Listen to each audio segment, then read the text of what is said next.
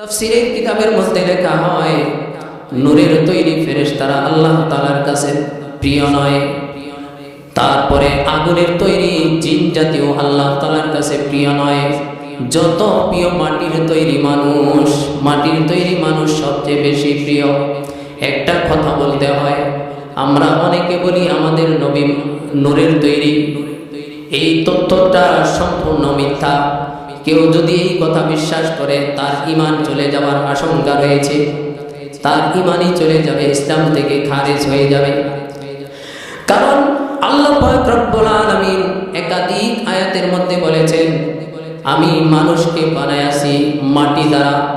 আল্লাহ পাক রব্বুল আলামিন সূরাতুর রহমানের এক আয়াতে বলেন, খলাকাল ইনসানা মিন সালসালিন কাল ফাখখার ওয়া খলাকাল জান্না মিন মারিজিম মিন নার। আল্লাহ তাআলা বলেন, আমি আদমকে তৈরি করেছি শুকনো ঠনঠন মাটি দ্বারা। শুকনো মাটি দ্বারা আমি আদমকে তৈরি করেছি, আর জিন জাতিকে তৈরি করেছি আগুন দ্বারা। এমন অসংখ্য